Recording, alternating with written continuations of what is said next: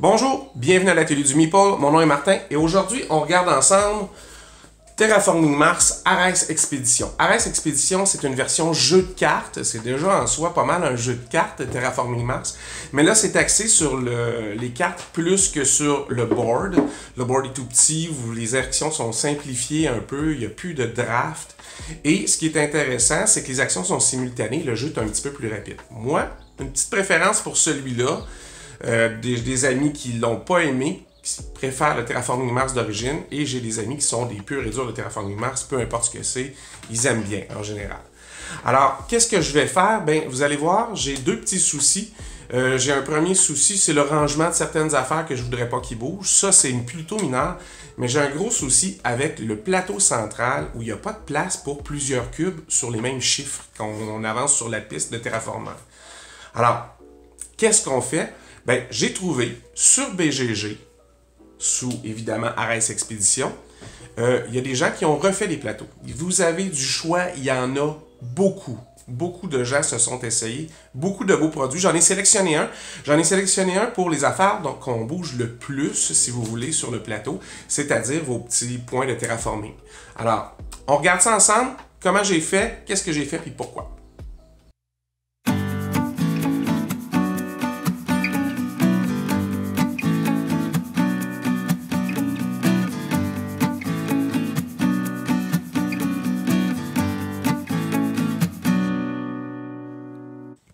Ok, mais regardons d'abord ce qu'il y a dans la boîte de Terraforming Mars Ares Expedition.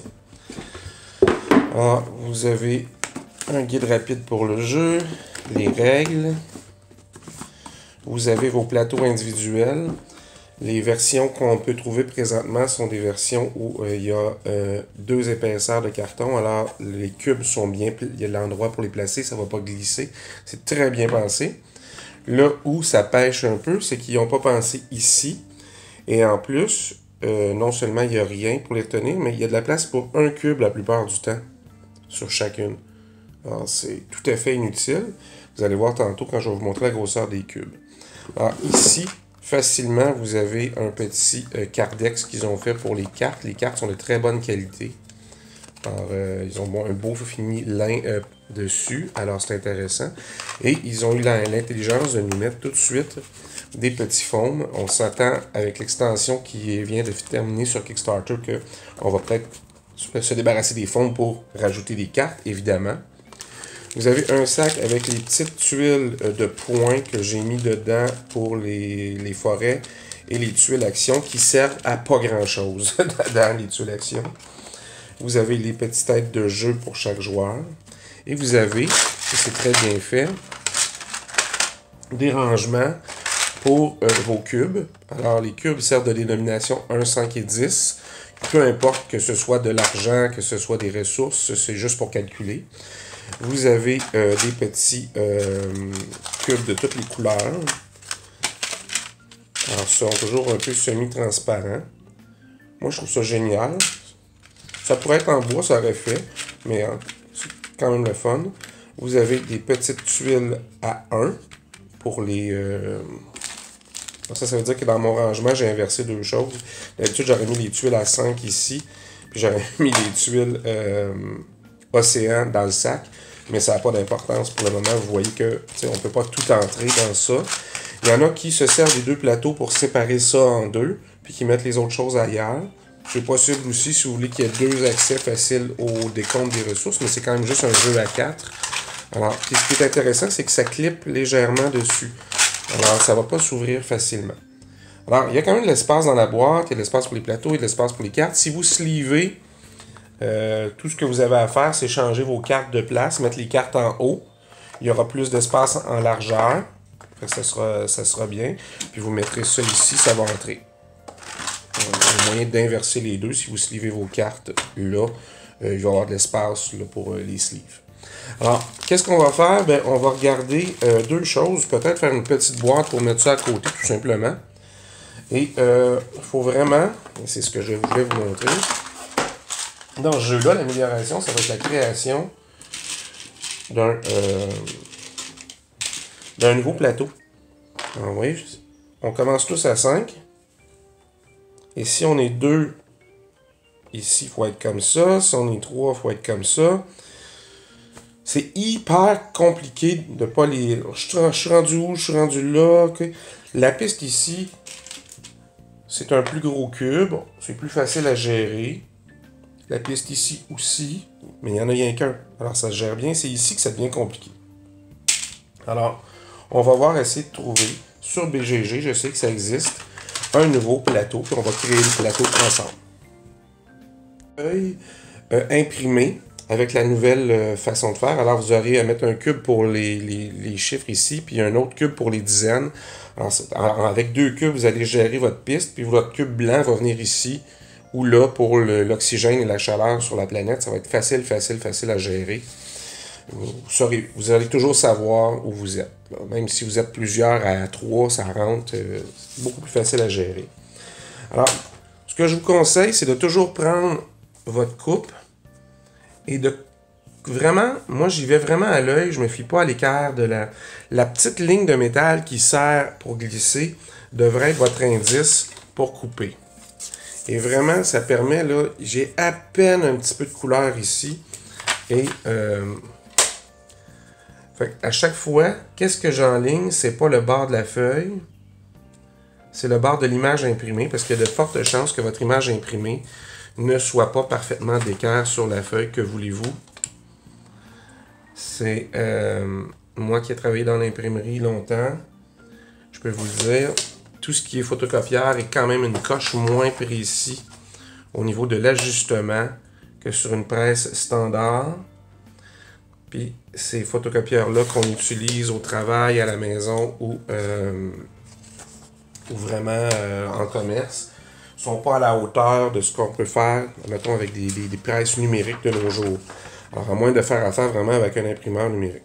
Vous vous souvenez, j'ai mon petit Kodamaru Pro.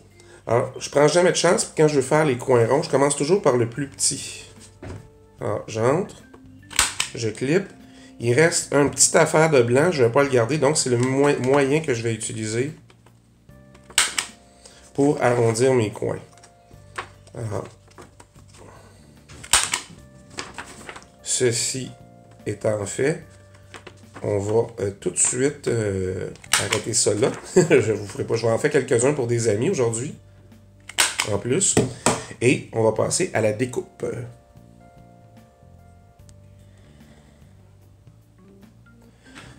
Alors, la prochaine étape est assez simple. Ce qu'il faut faire, c'est prendre de la colle en bâton, comme on donne aux enfants, et en mettre une fine couche, le plus égale possible.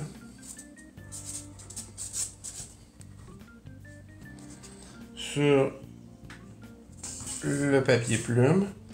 Vous n'avez pas besoin d'en mettre des masses. Ce qui va être important, c'est d'en mettre tout le tour de façon à ce que les coins ne relèvent pas. Et ça devrait vous durer une couple d'années, cette méthode-là. Alors, après, pour l'application, commencez dans un coin. Là, je ne vois pas tellement si vous voyez bien, là, parce que je suis un peu en dessous de la caméra. Alors, en y allant dans un coin, puis vous pouvez ajuster doucement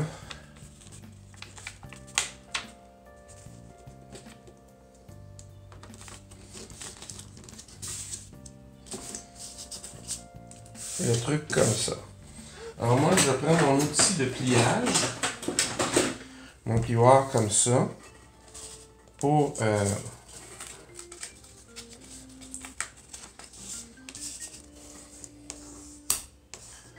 enlever toutes les petites bosses qu'il pourrait y avoir. Enlever l'air qu'il pourrait y avoir aussi dedans. C'est important. On ne veut pas de bulles d'air.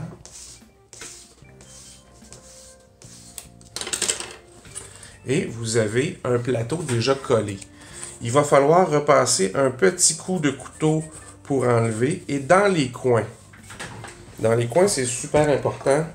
Vous n'allez pas essayer de faire un coin rond. Pour faire un fini clean, vous allez mettre un morceau de bois en dessous quand même, là, pas votre table. Et vous allez couper en angle. Et ça va être suffisant. Ça donne l'illusion.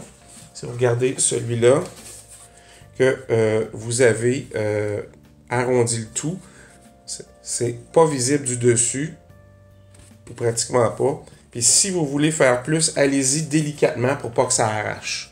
Il vaut mieux avoir un angle en dessous et un cercle sur le dessus que d'avoir quelque chose qui fonctionne juste pas parce que vous aurez, je sais pas moi, mis trop de pression puis ça l'a arraché le coin. Alors c'est comme ça que je vous conseille de faire.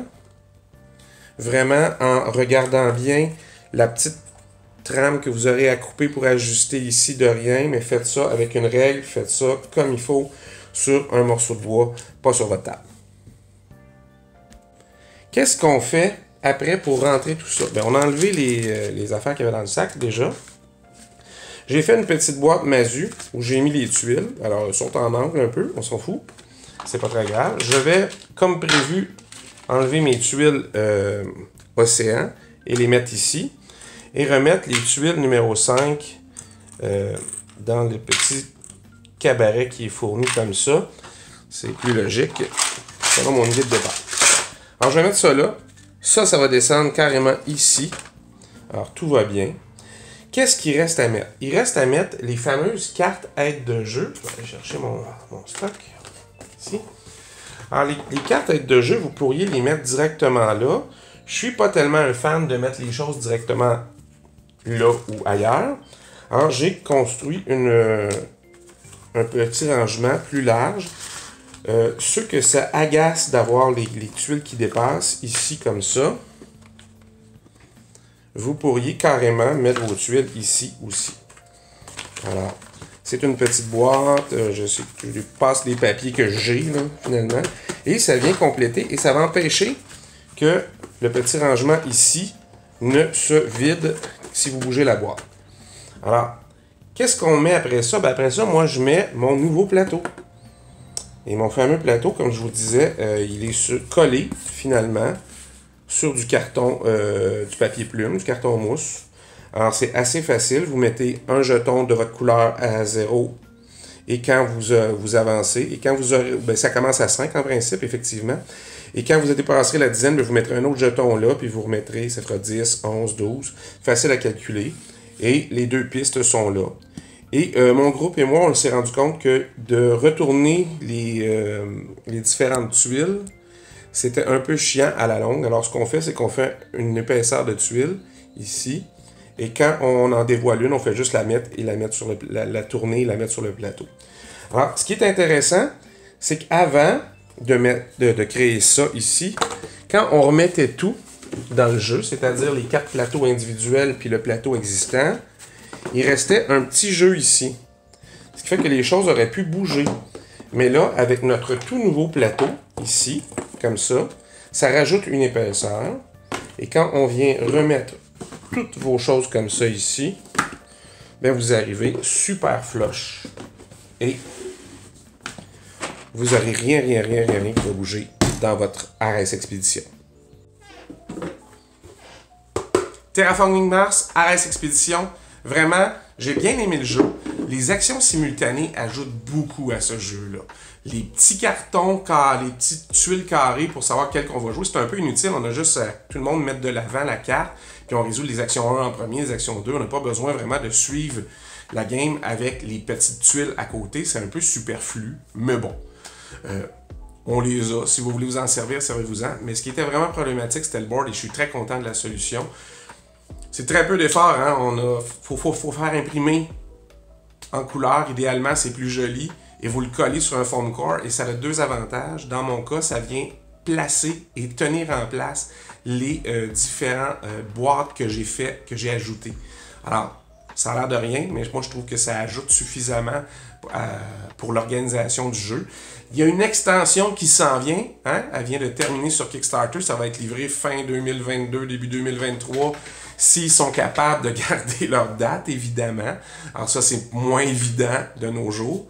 C'est assez dispendieux, ça amène 3 mini-expansions du coop, des nouvelles cartes, des nouveaux objectifs, tout plein de choses bien intéressantes.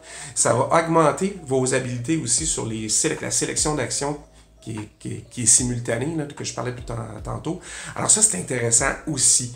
Alors, Probablement que ça ne rentrera pas tout dans la même boîte à la fin, mais bon, qui sait, il y a encore de la place, on verra.